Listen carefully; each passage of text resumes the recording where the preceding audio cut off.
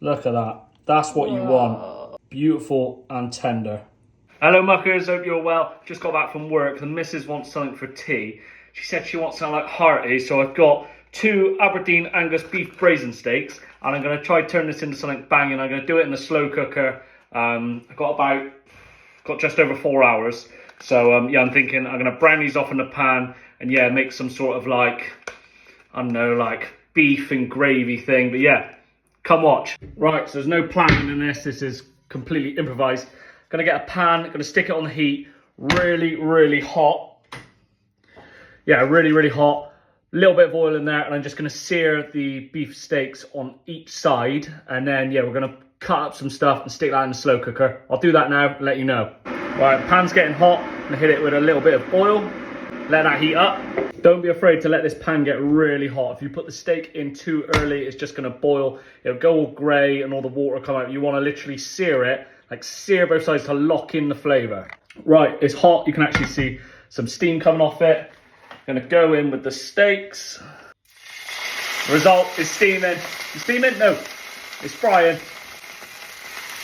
Perfect. Right, as you can see and as you can hear, these things are cooking, sizzling properly, getting seared. Leave that for a couple of minutes, only like maybe 2 minutes, then we're gonna flip them. Get your slow cooker out and stick it on high. Let's heat this bad boy up. And then we're gonna chop up some onions, some garlic, and some carrots and some other things. Be back in a minute. Right, time to flip them over. Lovely, that's what you want, a nice sear. Oh yeah, you can even sear off the edges as well. I'll do that in a minute. As you can see in here, we've just got some roughly chopped carrot and parsnip. Here are the steaks. They are now browned on both sides. Just gonna do the edges to lock in the flavor. Now all you're gonna do with these is throw them straight in your slow cooker. There's one, there's 2. Now that pan you just used is gonna have a lot of good flavor in it from all the meats. So you wanna get an onion, doesn't matter red or white, I prefer using red for this, and some garlic. Get that in there, that'll soak it all up. 2 secs. So yeah, get your pan back on the heat, and then you're gonna add your onion to the pan. Right, so you've got your onions in there. I've also added a little bit of minced garlic.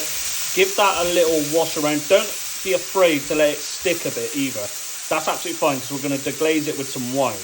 Now I just looked around the house and we ain't got any red wine anywhere. I normally use red wine to deglaze it, but I have found red wine vinegar, so we're gonna use that. Right, once your onions are softened, like I said, I normally use red wine, but we're using red wine vinegar. Splash some of that on there. That is going to deglaze it, hopefully. I found some chestnut mushrooms, which are about 4 days out of date in the fridge, but they're going in as well. They'll be absolutely fine. 4 hours will burn anything off anyway. Right then, muckers, take this mixture and get this in the slow cooker. Smells banging, can't lie. Then all we really need to add is some stock and some seasonings. So seasoning wise, you can use whatever you want. I'm using mixed spice, adds a nice warmth to it, nice winteriness. Garlic granules, oregano, and thyme. I've also got some sage in the garden, I'm gonna throw that on top. Seasonings are in, along with some salt and some pepper. And now it's time to get some stock. You just wanna get 2 stock cubes and some hot water. Here's one I made earlier, batch. That is a litre of stock, and yeah, we're just gonna pour that on top. 3, 2, 1. Now it's time for a good stir. Give it a stir. Don't worry if the water isn't covering all of the ingredients, that's absolutely fine. Condensation will build up and probably cover it anyway. And then yeah, you want to stick this with the lid on. And I mean, it looks pretty thin at the moment, but if it doesn't thicken up, we can always sort something about that. Lid on. Perfect. Got it on high at the moment. Gonna do about 3 hours on high, then I'll assess it. We might turn it down. See you in 3 hours. So it's actually been 4 hours, and now we've taken the lid off, and yeah, this is what we're left with. We're gonna add some gravy granules. This is gonna thicken up the sauce. Probably gonna go with about 4 tablespoons. Just gonna give this a mix. Changed it from high to medium after about 2 3/4 hours because we were popping out. Stick the lid back on, and we're going to leave that for another half an hour. Right, now it's been another half hour. Let's see how we are looking. Yes. So much thicker. Yeah, that's good. That's good. On the plate, we've got some creamy mash and some green beans. Nice. Whoa. Just give this a good stir. As you can see, it's thickened right up. Get your ladle in there. Get a load of this all over it.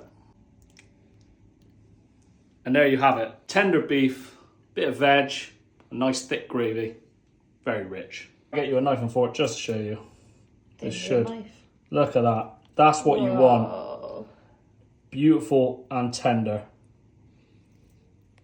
Lash.